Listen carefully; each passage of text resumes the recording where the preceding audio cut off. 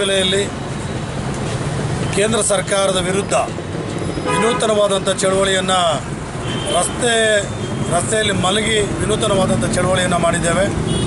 ಕೇಂದ್ರ ಸರ್ಕಾರ ಪದೇ ಪದೇ ತೈಲ ಬೆಲೆಯನ್ನು ಹೆಚ್ಚಿಸಿ ಜನಸಾಮಾನ್ಯರಿಗೆ ಭಾರಿ ಹೊಡೆತವನ್ನು ಕೊಟ್ಟಿದೆ.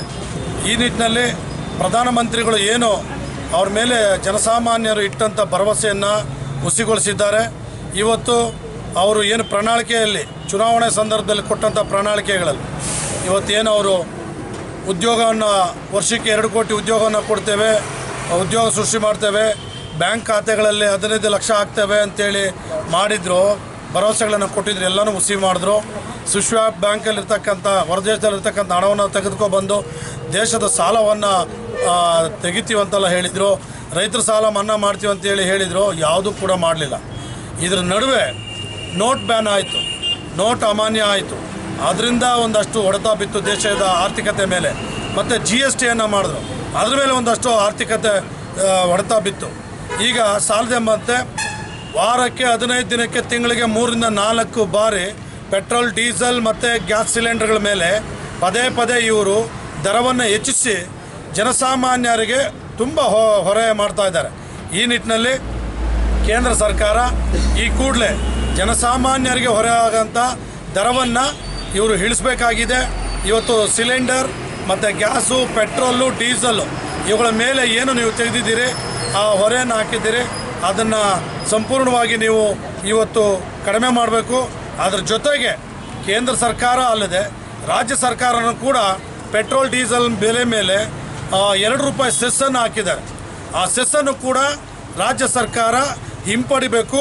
ಜನಸಾಮಾನ್ಯರಿಗೆ ಹೊರೆಯಾಗದಂತೆ ಕೇಂದ್ರ ಸರ್ಕಾರ ಮತ್ತು ರಾಜ್ಯ ಸರ್ಕಾರ ಎರಡೂ ಸರ್ಕಾರಗಳು ಕೂಡ ಜನರನ್ನು ಗಮನದಲ್ಲಿಟ್ಕೊಂಡು ಕೆಲಸ ಮಾಡಬೇಕು ಅಂತೇಳಿ ಕನ್ನಡ ಜಾಗೃತಿ ವೇದಿಕೆ ಒತ್ತಾಯ ಮಾಡುತ್ತೆ.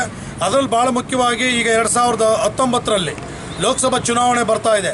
ಈ ನಿಟ್ಟಿನಲ್ಲಿ ಎಲ್ಲ ಪಕ್ಷಗಳು ಕೂಡ ಒಂದಲ್ಲ ಒಂದು ರೀತಿಯಲ್ಲಿ ಗಿಮಿಕಿಗಳು ಮಾಡ್ತಾ ಇದೆ. ಇದರಲ್ಲಿ ಅಧಿಕಾರದಲ್ಲಿರ್ತಕ್ಕಂತಹ BJP ಸರ್ಕಾರ ಕೇಂದ್ರದಲ್ಲಿ ಇವತ್ತು ಜನಗಳ ಮನಸ್ಸಿನಿಂದ ದೂರ ಆಗುವಂಥ ಕಾಲ ಇವತ್ತು ಬರ್ತಾ ಇದೆ ಅನಿಸುತ್ತೆ. ಯಾಕೆ ಅಂತ ಹೇಳಿದ್ರೆ ಇವತ್ತು ಮತದಾರರು ಜನಸಾಮಾನ್ಯರು, ಶ್ರೀಮಂತರಲ್ಲ.